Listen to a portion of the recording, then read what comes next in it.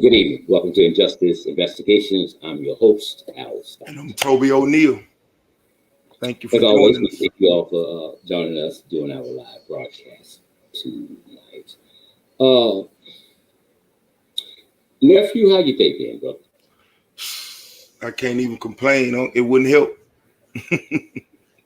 It wouldn't help nothing. Wouldn't happen. Well, I'm still here. I'm still kicking it. I got to join you another night, so it's beautiful.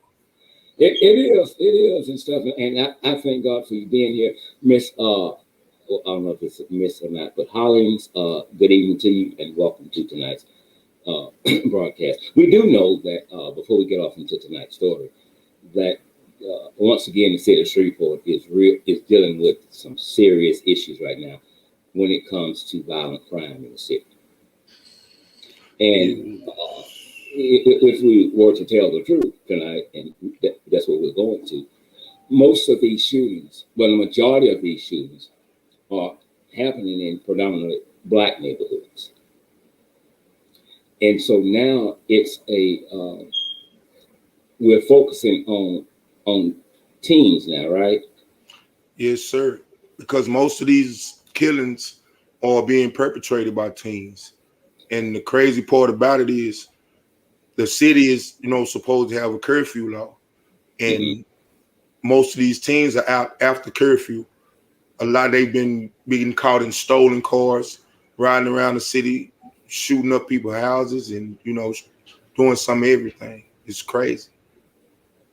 I'm going to ask you because we spoke about it later, and I know you've been working on it long before it got this bad. The curfew. Well, I guess it has its good sides to it, but what happens in the AM and 12 noon till 5? I mean, they won't shoot, they won't act up. We can't say that. Now, the curfew is okay, but I honestly don't think that that's going to be enough. And I know we cannot keep letting kids get away with crimes, especially when they're children and they're committing adult crimes. But the program I'm going to bring up now is, I think, identical to what you're getting ready to do. But today, when I asked you about juveniles going to prison, will that help the situation or make it worse, Toby? It's going to make it worse because the prison system is not designed to reform. It's designed to house criminals and warehouse criminals and, or warehouse men or warehouse people. And it's an industry. So there's no form of rehabilitation going on within the prison system. So it's not going to help. That's only going to make it worse. Like, in all honesty, we need to start reaching these kids a little earlier. I was watching the news and I can't remember what it was. I'm gonna have to find it out because I'm gonna have to speak on it. But there's a local program in Shreveport where they teaching T-ball to young kids. And I saw it on the news last night. And just like that brother was saying, they have to start getting them at that age and establishing the relationship with them then as mentors and positive people in their lives before they get, you know what I'm saying? So even if they start straying, you'll have that, you know what I'm saying, that relationship to where you'll always be able to, reach out and touch them. Yeah, because the more they get away with, the more that they're going to do. But now with the program that the city is working on, can parents be charged because of their children's actions sometimes? I'm gonna tell you what the city is about to do is what we've been saying we need to do forever. They're about to start cracking down on the parents. And that's what's, you know what I'm saying, when it's going to get real with the parents. Because we've been saying for the longest, as parents, we know that there's a curfew. We know what's going on at that time of night. And if your child is out at that time of night, you're not, you know what I'm saying, being a good parent. You're not, you know what I'm saying, holding down your parental duties. Exactly. So you hold some responsibility for what he's out there doing because you're not making sure he's in the house safe where he's supposed to be. Exactly. But those are the same people, the parents that will point to the police when he come up murdered and say, y'all not, finding out who murdered my son, or y'all not doing y'all job in, finding out who murdered my son. And I see that a lot because you think about it. Even though, we admit that it's a lot going on out here. Like, how many times have we looked at those murders and realized what was that child doing out there that late? You know what I'm saying? Like, if we know at a certain time, we know what's going on in the streets, especially here in Shreveport. So, like as parents, and that's what, they're going to have to start doing. But the thing about it is, like I said, it still creates a void because the kids are not getting what they need to get at home. Is for obviously the attention and the support, and the discipline. So just like I said, to take them in the state they in and put them in an institution where they just gonna house them with a bunch of people, and put them in a whole different cage with other, possible animals. Like, that's not going to do them any good. That's not going to do them any good, and that's going to create problems for later when they get out, because they're going to get out in the worst state, and that creates the cycle. That creates the cycle. Right. So, and I agree again. But so we take them and we put them in this little box for a certain amount of time, and then we let them go. Exactly. Again, they're probably going to come out worse than how they went in. But go back to what you were saying when it happens, and the parents naturally want the killer arrested, and they demand that. But if you would really show signs that you love your child, you care about your child, you should have been monitoring what your child was going to do. I think in many ways, I said it last night, that some people just look for someone to blame so they won't look at them. And that's it. Huh? And just like I said, at 13, is he still on welfare? Is he still? Do she still get money for the welfare? Okay, so that's why. You know what I'm saying? She won't just do away with him. You know what I'm saying? Or call and tell the police he's unruly or whatever. You know what I'm saying? Probably because she's still getting the benefits, but he running around and do what he want to do. And just like I said, who's going to be responsible for him?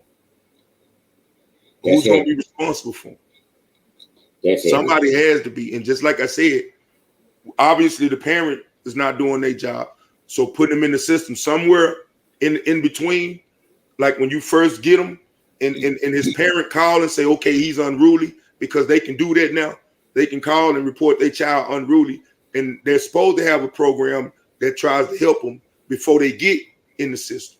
Exactly. But they are the system. So how, always, like that's Shreveport Police Department. You know what I'm saying? And that's the system telling the parents, well, we got a program for them. Just call and tell us, and we're gonna, get them, and we're gonna put them, help them. But at the same time, like you said, they just told the city to, start taking all your prisoners to CCC or CDC or whatever, and we'll start you just donate the city jail so we can start housing juveniles. And again, I mean, we know we have to do something, but I agree with you that sometimes they can come out worse. And then when we talk about where they're going to live when they come out, well, probably where they were living at before they went in. Yeah. So if that be the case, and the mama and the daddy is dysfunctional, well, he's going right back into that dysfunctional environment, and it can only get worse. And that's the cycle. That's the cycle. And see, just like I said, right now, they say the system. I've never seen the system rehabilitate nobody, especially not nobody black. So we can go that route, or you know what I'm saying. We have to come up with a way to try to intervene in that, because the thing about it is, who is going to talk to them and deal with them to rehabilitate them? need at least two people. You need a person who can talk to them and communicate with them, and you need a counselor, because it's gonna take something. Exactly. They damaged. They damaged. I totally agree with that too. So when you just push them back out there. Look, I'm gonna show you something. Let me remember yesterday. You know what I'm saying? When we discussed the women, and we were discussing the abortion. You know what I'm saying? And the fact that a lot of those women, you know what I'm saying, shouldn't have any more kids, probably shouldn't have had kids. The same one whose 13-year-olds are running around here killing people now. We agree that those women probably shouldn't have had kids because when they had them, they probably weren't in a situation to take care of them. You know what I'm saying? They mentally to give them what they need and stuff like that. Okay, we got into it, and just like I said, I didn't mean to offend any women, but like I said, I was keeping it real. And I discussed how the women, when you allow certain men to go into you, it's more than just physical, it's a spiritual thing. And I wanted to touch on the men, because when I went with the women, I didn't give them an idea of the type of spirits that they would be allowing to come into them. So I said, I'm gonna make it my business tonight to speak on the men. And this is, you know what I'm saying, the men, this is the general man that's out here walking around right now, between, you know, whatever age young and however age old, because you don't be a certain age to become a man. It's mental. Okay, but think about it. The men these days, you know what I'm saying, back to my day, you know what I'm saying, were not raised by men. They were raised by women. Think about that. Mothers, women. They were raised by women who didn't understand what love was all about and how to show love. So these boys didn't get real love from a mother, and they didn't have a dad.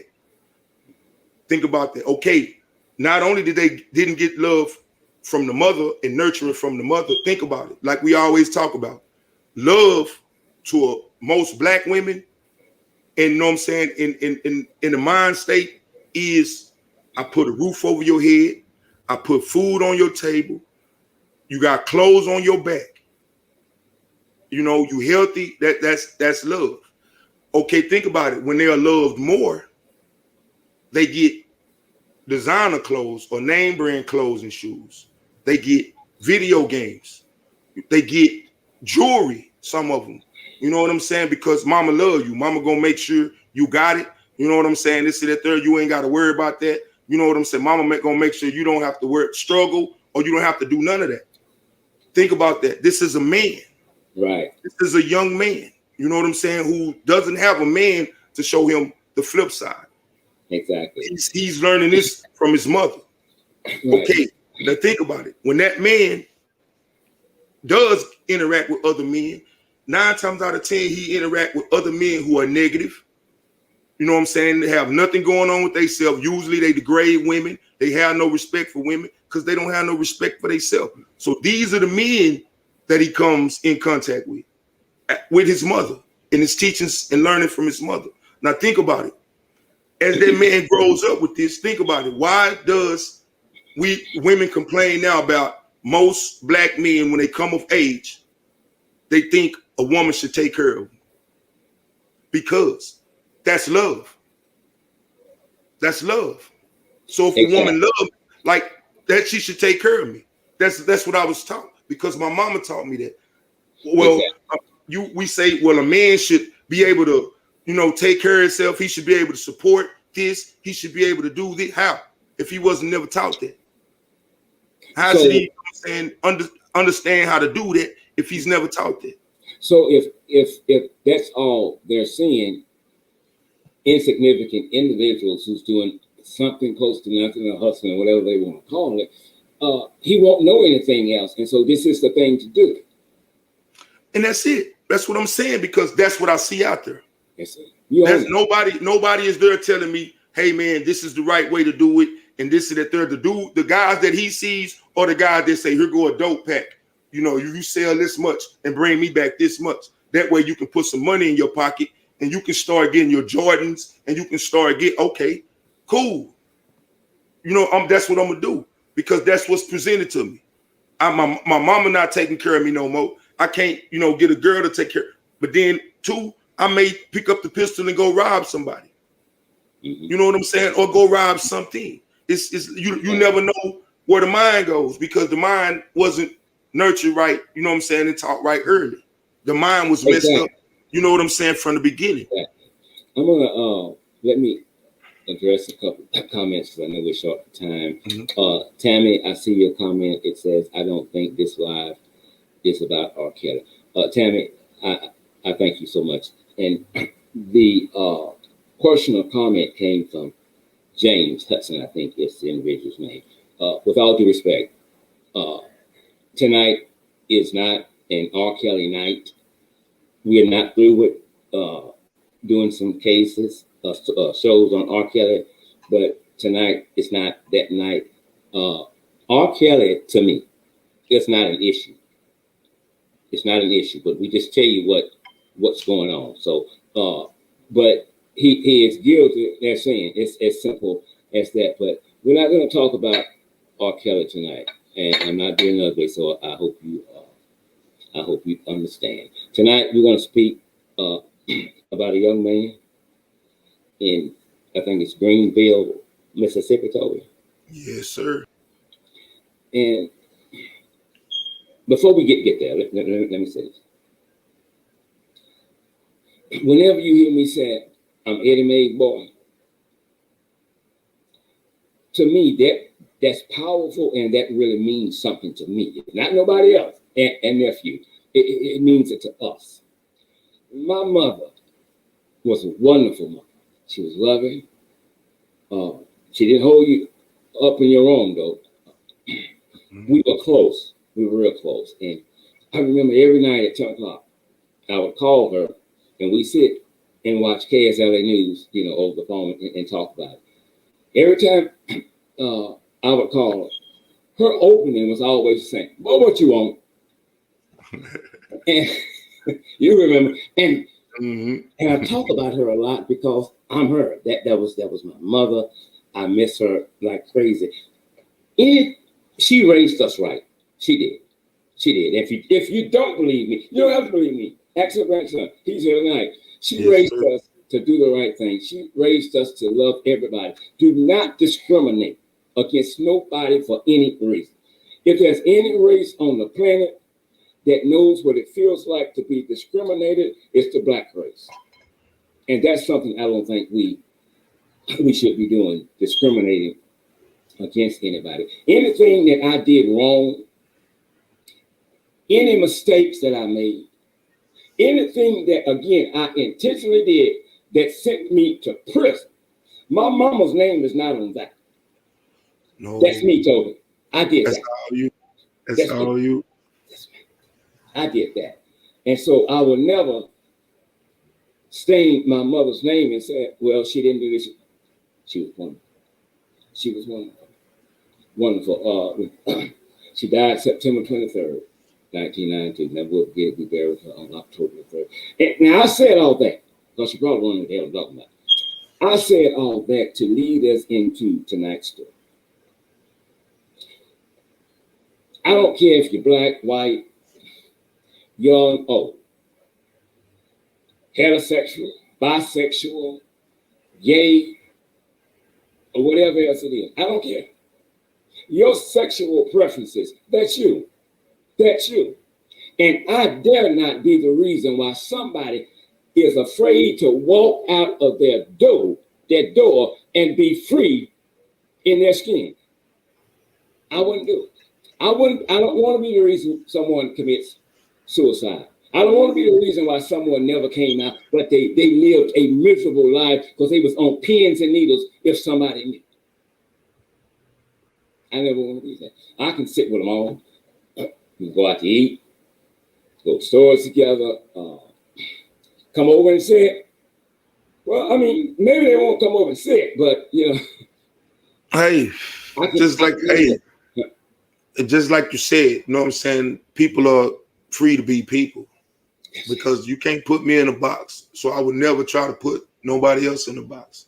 And if I did, you know what I'm saying, dislike something, I would feel like it's my duty to get away from around it because that person has the right to do them as long as it doesn't affect me negatively. Exactly. That's it. Yeah. And so,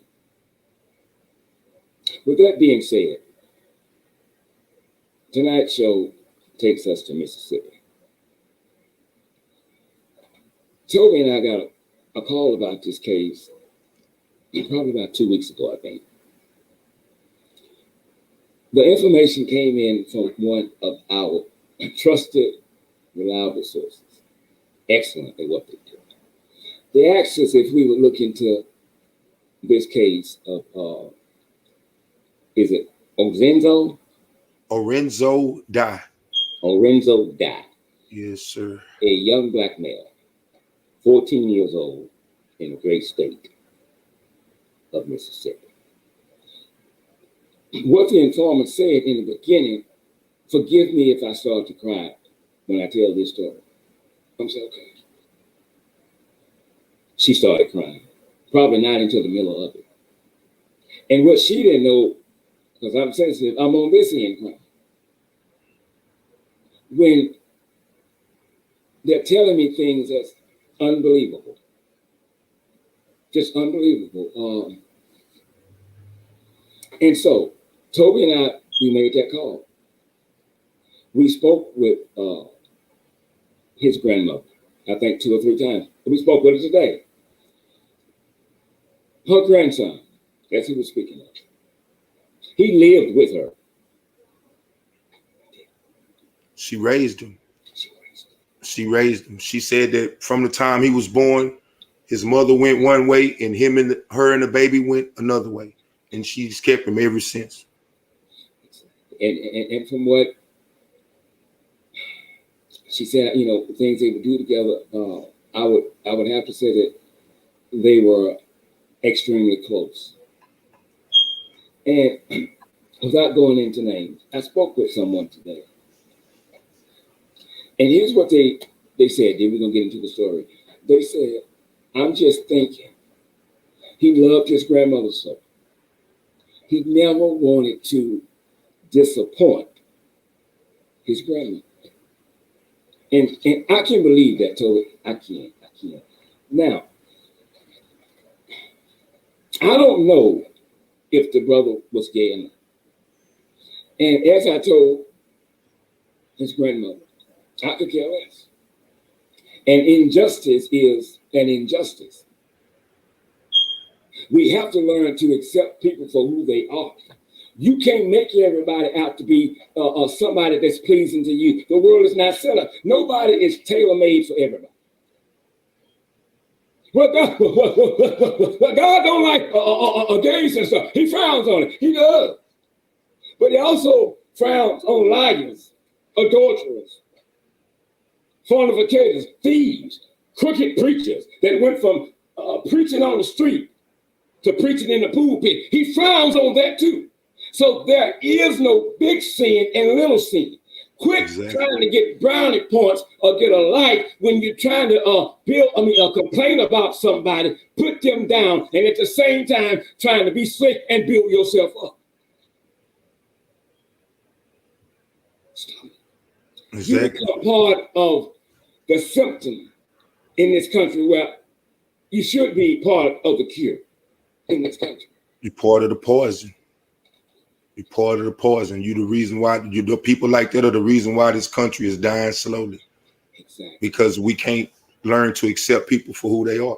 And just like I said, regardless of what, this was a heinous crime. And the mere fact that nobody has been arrested is like, I don't know. It took me back, honestly. It took me back to slavery days. It did. It took me back to slavery days. And for the record, reports say that the 14-year-old Orenzo was at an aunt's house, the aunt's godmother's house, and ended up going missing around 5 o'clock in the morning and was reported missing by the godmother and the grandmother. And he was later found in the, or I can't even speak on it. I think it was Amber Rose, I think. Like to eat, just reading it or even saying it, you know what I'm saying? He was found shot several times in his back and buttocks and stuff like that. And he was burned over 94.5% of his body. It hurt to even say that. I know. It hurt to even say that. You know, yeah, it's extremely painful. So we entitled tonight's show, The Battle Between God and the Devil. The battle between God and the devil. So the question of the day is, who murdered this young man? Who murdered this 14-year-old child? His nickname was Noodle because he liked ramen noodles. I like him too. Now, before the young man was killed, the grandmother told us some things he had been saying. And it somewhat troubled her, and she had to assure him that Grandma ain't going nowhere. I'm going to be here. Get you some rest. She was thinking that he was thinking something was going to happen to her. When they told me the story, before we got to that, that's what I'm thinking. Now, I don't know if he was gay or not. And it's irrelevant. But then it's not irrelevant. And we'll explain that later. So, I want to be on God's side. That's what the 14-year-old said to his grandmother. I want to be on God's side.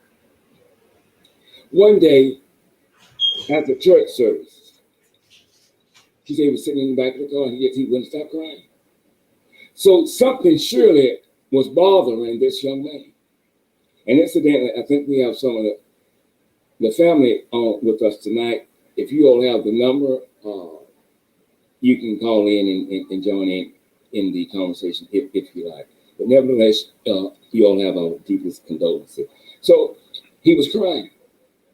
So told me what was going on. It was a battlefield in the mind.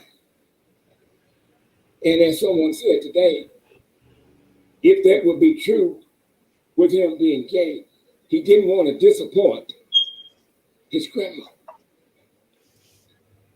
But from the few times that Toby and I have had the opportunity to speak with her, I see her as a God-fearing woman. And whatever he was, she may not have been in agreement with it, but she loved her grandson. And she would accept him for who he is. Anything. She loved him. She loved him. I heard in her voice. I heard the pain in her voice.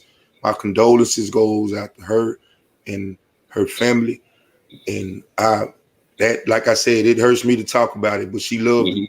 I can tell. And I wish whatever it was he was dealing with and he was fighting with, he could have talked to her and told her about it, because I know she would have done anything in her power to help him through it. Exactly. But whatever it was, the thing about that is he was shot in the back. He was shot in the back. So, and burned. And just like I said, regardless of anything that was going on with him, like, we'll never know what it was, but I know one thing: somebody murdered him. Somebody murdered him, and they murdered him in a heinous, evil way. Because there's nothing possible that I think he could have done to deserve it. I agree. And I don't think he would have disappointed her, but when they were leaving church, and I think this is the same day, he asked to go over to his aunt's house to spend the night. Grandmother said, okay. He went. Little did the grandmother know that she would never ever see him alive again. When talking with the grandmother, Toby brought up the issue of a cell phone. He's always going to ask that question. And so we want to know if they pinged it. If it did, where was it? What tower? What tower did it hit? Somewhere between the last call he received and or the last text he received. Toby, will we find our answer there? Just like I told you before, I don't know who the detective is in the case, and I'm not CSI, but I watch enough First 48 to know that one of the first things you do in those situations, especially with teens, is get the cell phone records, because most of the conversation is done over the cell phone these days. And whatever was going on, whatever, like, they didn't find any sign of force.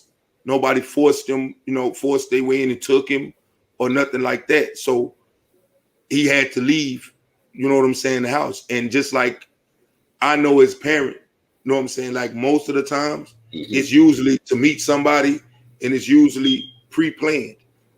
And I don't see why, I don't, just like I said, from what, we've been told, people were talked to, but nobody's been arrested. And just like I said, like we were talking about, just from the information and the secondhand information we were getting, that should have been the first thing that should have been done. Get the cell phone records and, figure out who was the last person he was communicating with and talk to him. Be like, but like I said, I don't know what's going on. I don't understand it. That's the biggest part about this case. And just like we spoke about, for the case to be this heinous and this, bad for a child this young, we look for information online. Exactly. And I could literally find two stories, one about what initially happened and one about the funeral. And both of those were in the small town Mississippi, Greenville newspaper. No major station has picked up the story. No major news, they get no major help, you know what I'm saying, with the case.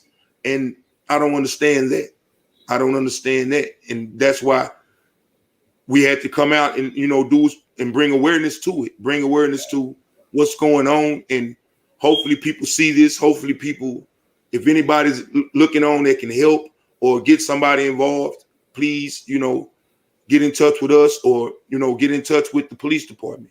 If anybody watching from Greenville who knows anything that can help with the case, please get in touch with the Greenville police, because it's no earthly reason why this shouldn't have been solved already. I totally agree with that. And with the information Toby just gave you, if you have any information about this case, you're asked to call the Greenville Police Department at 662-378-1515. Again, that number is going to be 662-378-1515. Or if you don't want to talk to the police, you can call me or Toby at 1-877-755-9115. There was only the story that we saw. I just can't understand where's the follow-up, where's the other media, because this might very well just be a hate crime. It could be, and just like I said, I don't want to speculate, but the reason why, we even brought up sexuality is because sexuality is a part of the case. That was a part of the information that we received in the case, that it's possible, or it could have been. So that's why we brought it up. And even more so, like you're saying, like, if that, by that being the case, by that being the possibility, it should be even more, attention brought to the case.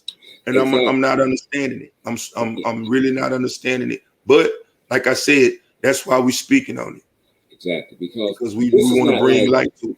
yeah, this is not a case to where the young man was shot and killed, but he was just shot one time.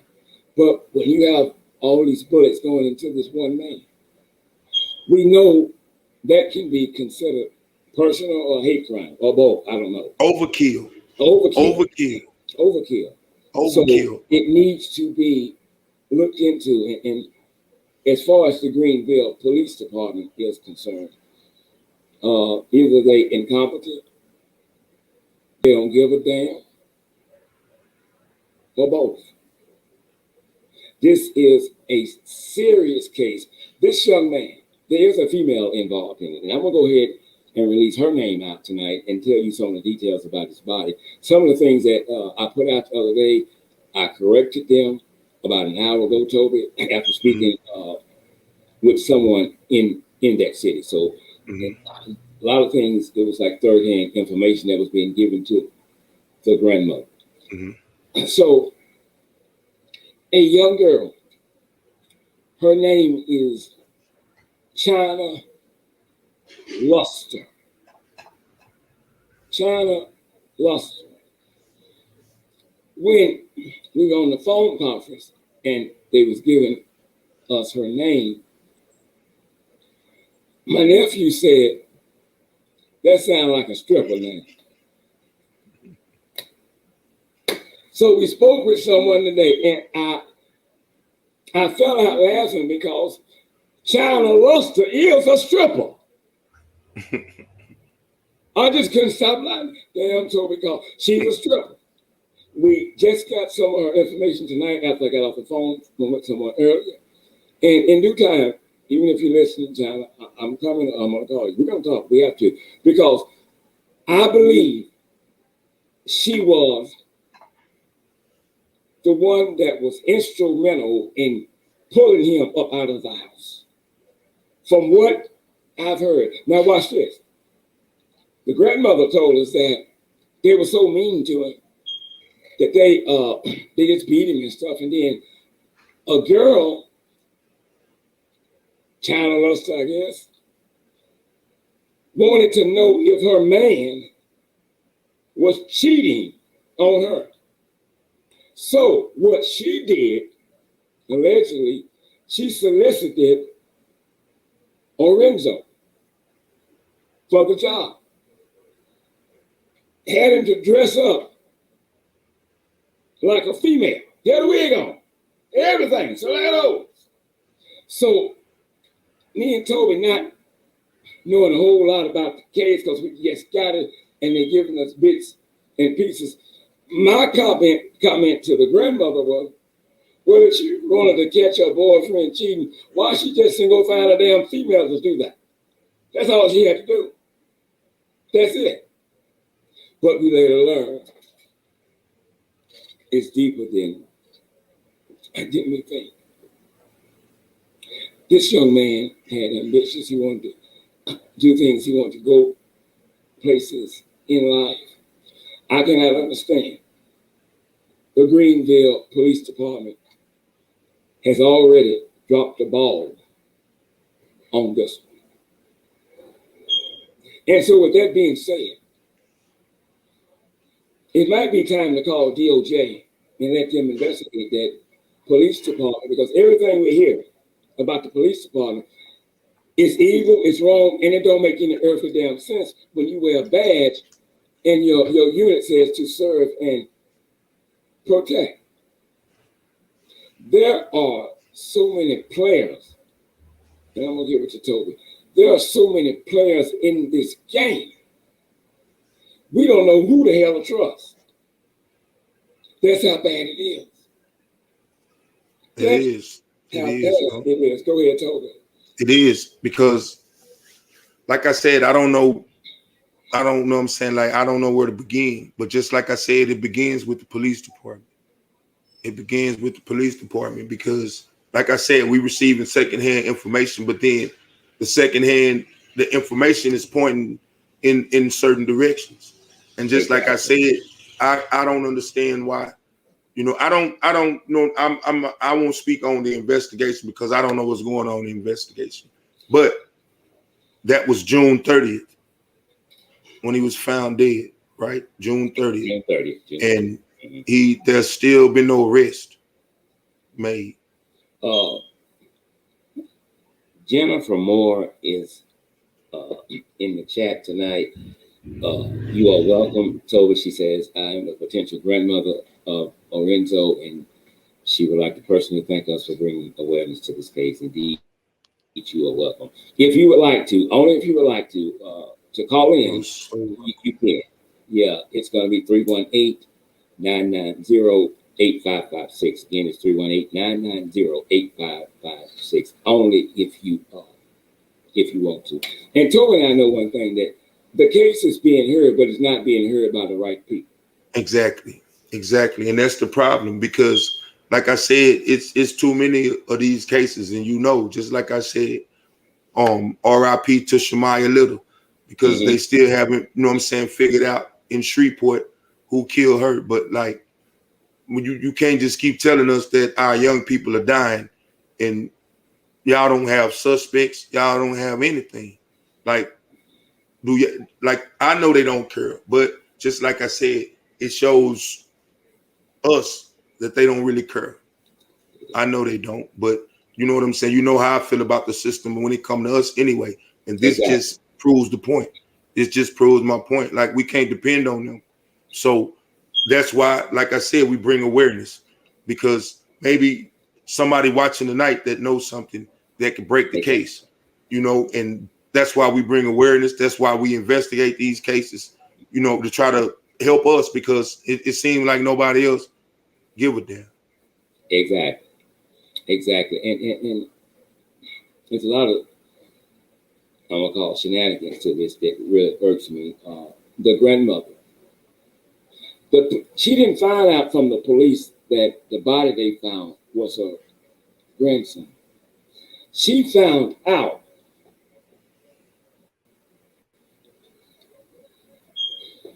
when the media called her, or she saw it on TV. That's when she found out that the body they found that was burnt over, I think 94.4% of his body, that would be her grandson. I think the handling of the situation, night one told it, was not handled professionally. It never is when it's in our case, sadly, but it never is, unless one of us killed somebody of importance. But you know what I'm saying? Like, it never really is. It never really is. I hate to say it, but then we have most of the young black children that are being murdered now, but they missing, or they you still looking for information. You know what I'm saying? Like, it's ridiculous. It's ridiculous. So we have to start looking out for our own. We have to start, investigating it ourselves. That's why we do what we do, and we need the public's help. And I'm gonna say this too, like, we have, as a black community, we have to get out of the negative bullshit, no snitch mentality. We have to get out of that, because just like I always say, snitching is something that's reserved for the streets and people that's doing illegal stuff. You know what I'm saying? And I don't, from what I get, I don't feel like Orenzo was doing anything illegal. So if he wasn't doing anything illegal and he wasn't involved in any illegal activities, what people did to him was not under the street code of a no snitch code. Come on. That was wrong. He was a citizen, and he deserved the justice for what they did to him, because he didn't do anything to anybody, and he didn't do anything to deserve that. So people thinking about they snitching or whatever, that's not a snitching situation. That's, you know what I'm saying, doing what you would want somebody to do for you if something happened to you like that. That's it, yeah. And you did that. You just preached. You did that. Whenever we're speaking with the grandmother, Toby will tell you, we have to cut it short, because you can feel the emotions rising up in her for what has happened to her prince. So here's what I'm going to do, and I'm speaking for me, not my nephew. Once I can gather enough evidence to prove that 3 people really had something to do with it, once I get that proof, first thing I'm gonna do is I'm gonna call the Greenville Police Department. Hold your phone. Good evening, caller. You're live on air, and what's your name and what state are you calling us from tonight? My name is Jennifer Moore, and I'm calling from Greenville, Mississippi, and I am the paternal grandmother of Orenzo. Miss Moore, from my heart to yours, you all have our deepest sympathy and condolences. And I would like to thank you. You have no idea for bringing all of this information more public than inside these city walls. I pray to God that we get some results and that someone comes forward, because my grandson was murdered in the most horrendous way.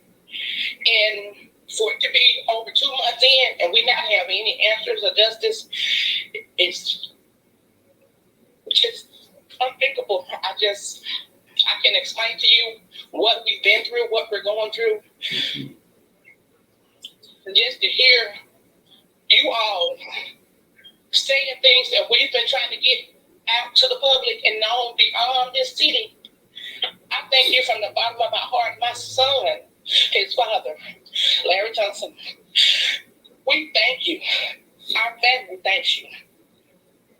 Indeed, you guys are welcome. You are welcome. And until we're gonna hang with you guys until we get justice in this case. If again, before you call, if we get enough evidence to prove that certain people had involvement in it, we first will release that to the Greenville Police Department. What they do with it is out of my control. But what I'm going to do, I'm going to put their faces up and their names and what role that they may have played in this. If I call this crime diabolical, that would still be an understatement. It's evil. Huh? That was evil. It's no other way to explain it. That was evil. But go ahead. Tell us about your grandson, please. Okay, my grandson was one of the happiest people you could have ever come across. He liked to have fun. He loved to dance. He loved to make people laugh. He didn't like to see other people hurt. If he couldn't do anything to make you laugh or happy, he wouldn't do anything at all. He had the sweetest heart. He never hurt anyone. He was a wonderful spirit, a wonderful person. And that makes this even more just unbearable, because he was such a kind-hearted, sweet person. Mm-hmm. If you had known him, just to know him would make you happy, would make you smile. That's all he wanted. He just wanted people to be happy. And I don't care what they're saying, what he was. We loved him unconditionally. Exactly. With no limitations. There was no expectations, just for him to be who he was and happy. Exactly. And he should not have had a life taken for being who he was. I really, truly believe he was enticed somehow or tricked off. I can't prove that. Mm-hmm. But that's what I feel. That's what I feel in my heart. Mm-hmm. And I want everyone involved brought to justice. Exactly. Just like I said, in looking at the case, you know what I'm saying? We thought about it and we talked to Ms. Dye. And just like I said, regardless of what was going on with him, regardless of anything, like, that was wrong. He didn't deserve that. And those people should be put under the jail. They should be put under the jail, because that, like, you can't explain it. Like I said, that was overkill in too many different ways. You can't explain it. And I got that from the grandmother, like somebody that seemed like likely never did anything to anybody. What could he have done to somebody that bad? Nothing. I can't imagine. Exactly. It's impossible. When did you first find out that your grandson had been killed? When his other grandmother, when Lisa called me and said that he was missing. And we went from there. And that was on the 28th of July. And it went from there. I mean, we looked everywhere. Everyone was looking. My son came back to Mississippi to search for his son. Mm-hmm. And all of my family, my mom, my sisters, everyone. We did all we could looking and searching for him, contacting the police, giving every bit of information that we could, mm-hmm. going as far as my nieces, my son, my other grandchildren on Facebook. We're trying to put things together, piece things together, mm-hmm. get names, everything we could.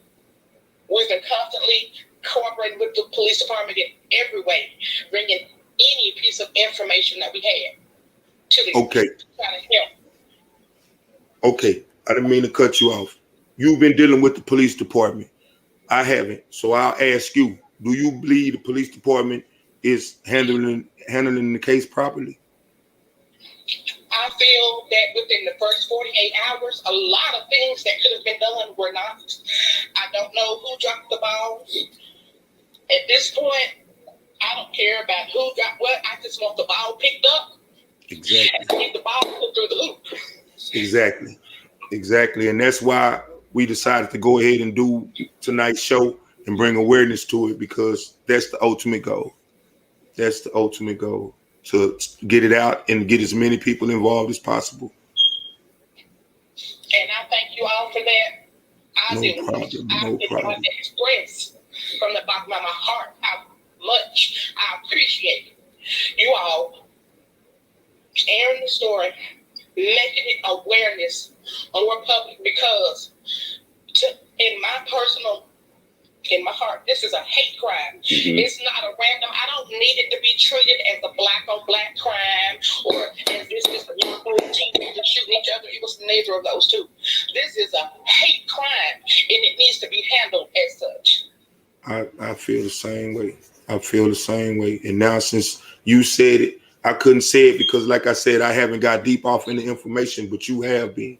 And I figured it was the same from the start. And just like I said, now even more so, because just like we were saying before you called in, nobody, deserves to be, ridiculed or worse because of who they are. Exactly. That's just ridiculous. And even more so, anybody that feels the need to do that for somebody because they're not the same as you, or because they may be a little different, like, you don't deserve to walk the face of the earth. You don't deserve to breathe if you feel like that about any other person, simply because they're being themselves. You're exactly right. And this is saying, okay, people think that because you disagree with how or who someone is, mm-hmm. you have the right to take their life. Mm-hmm. Just to even think that people think that way, it's sad. It's very sad. Yeah, it's very sad, because you're not in this world by yourself. You're going to meet a lot of people that some things they do you just don't agree with. Okay, oh well, that's just life. But we don't come and interrupt somebody's life because of their religious beliefs or sexual preference. We don't do that. We don't. When Toby and I spoke on I think last week we spoke on it first. Mm-hmm. After our time, right before I got ready to go to bed, it just hit me. I said, this could possibly be a hate crime. I wanted to call my nephew, but it was so late, I didn't bother him. But the next day, well, funny, he was thinking the same thing. Mm-hmm. Mm-hmm. Yes, sir. Just like, it's crazy. Go ahead. Yes, sir. And I feel in my heart that is what it is, and that's how I expected the case to be handled. because there's no other way to look at this. No, not, and that's just like I said, just the heinousness of it. It's something. Like you didn't love him, you couldn't have loved him. Like, and that's, you know what I'm saying. Like that's it's overkill. And just like I said, that in itself, like that would have sent a panic. You know, that should have sent a panic throughout the city. That somebody got did like that and nobody been arrested. Like the city should be still, you know, on lockdown because that person hasn't been arrested. For real, think about that. That's the personal persons that are involved, because I truly believe there's more than one person involved. Amen. Mm-hmm. But like I said, if it was somebody else that in any other city that had been murdered like that, people would be on notice. And just like I said, that's the worst part about it. That's why I feel like it's something else going on with the city and the police department, because the story haven't even got out of the city. I haven't seen it in no other outlet, and that amazed me. And you searched again today, right? Yes, I searched today. Before we went on air, and just like I said, nobody has spoke on it. Nobody has said anything, and nobody has mentioned it. I don't understand it, but there's only and we need it out there because as the family, there's only so much we can do. Mm-hmm. So we need exactly. more publicity by officials and people that are put in place that can get the message out and should. Exactly. Then, without saying any names right now, if you know any, are there some people that you feel might be responsible? There are people of interest whose names have been brought up. Yes, sir. Okay. China Luster. Do you know her personally? No, sir, I do not. I've heard that name. I do not. I don't know any of the names involved personally. I don't personally know anyone involved. Did you ever get the feeling that something was wrong, that he was being troubled by something? We had spoken, and he never said anything specifically like there was anything wrong. He was always just happy. He was just a happy person.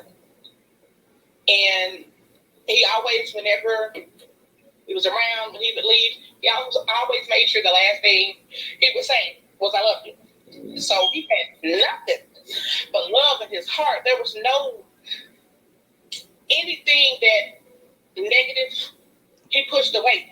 Mm-hmm. Like negative feelings or anything. He was just such a happy person all the time. He was always smiling. Anyone that knows him could tell he's always smiling and happy. But I know he had, things going on, of course, that we apparently didn't know about. And as a teenager, in general, there are a lot of the pressure of just being a teenager in general. Exactly. So I know there were things that he probably wouldn't talk to a grandmother about, that he would talk to a friend or, someone his age about. I understand that. But no matter what it was, that if he was conflicting with who he was or what he was, there's just no justification. And if he confided in someone about that, and they took that and used that against him, they should be held accountable too. Exactly. Yeah. Yes, sir. Before we get out of here, do you remember the last time you spoke with him? The last time that I spoke with him was, it was my sister's birthday. It was around the 2 weeks before his death was the last time that I actually spoke with him. And he loved to go to my sister's house a lot. And so he had more of a bond with my niece. That was like his favorite cousin ever. And it's just devastating to all of us. I'm so thankful. I can't express enough of you all putting this out there beyond Greenville city walls. I thank you. I can't even express how much. I'm just overwhelmed. I'm just overwhelmed, and I could not thank you enough. My family could not thank you enough. You just made it worthwhile. You just made everything we do worthwhile. You are so welcome. Exactly. You are so welcome. And we're going to keep pushing. Exactly. I hate that this is going on with you and your family, but I promise you this, and heaven backing me up. Whatever my nephew and I can do to be assistance, I promise you we will be there. This case should have gotten out by now. And so this will not be the last show that we do on this case. So I'm sure we'll be speaking with you again. And, you are welcome. You're welcome. And you all have our deepest condolences. And we thank you. And God bless both of you for what you do for the families. Yeah. Enjoy your evening, Miss Moore. Thank you. That's why we do it, Unc. That's why we do it, man. Right there, that make it worth it. Exactly. That make it worth it. Exactly. That makes it worth it. I know Tammy said something, and I was agreeing with what Tammy said, because there were certain parts in there where I can hear the breakdown coming. Yeah. I can hear it coming, and my butt will be over here shedding tears. But again, before we leave, we have to accept people for who they are. We have to. Respect is never given. Respect is always earned. Everybody on the planet should be free outside of their homes to be who they really are, just like they are inside of their homes. And this is a child. This is a baby. And what they did to this baby, there is absolutely no defense for absolute wrong. It's not. It's not. And sometimes in small towns, word just don't get out. It don't get out. But we're going to try to push it as far as we can to make sure the police department are doing what they should do. Toby. And again, anybody with information on the murder of Orenzo Dye, please call the Greenville Police Department at 662-378-1515. Justice for Orenzo. Again, we thank you all for tuning in to our live broadcast. I'm 4 minutes over. We have to get out of here. We might be tomorrow, Saturday, nephew. Yeah. We might come back tomorrow. You'll get in advance notice about that. So before we leave, y'all know what I'm saying. We still have our campaign out. We're trying to reach $1,000 by September the 17th, so that we can stay on air, because we use our own money, and which we don't really mind doing that, but sometimes it will put us in the red, and we don't want to start charging people for them coming to us for help. So if the donations are not coming in, then we have no choice but to shut it down. But we won't be through. We'll go back to blog talk and stuff, but we need your help. Many have came to us for help, and now we're coming to you all for help. For those of you who have already started donating from my heart to yours, I thank you kindly. Thank you. And remember, any help is appreciated. Exactly. I'm not always right, and you are not always wrong. Nephew, it's on you. Peace. Y'all take it easy. Good night, y'all.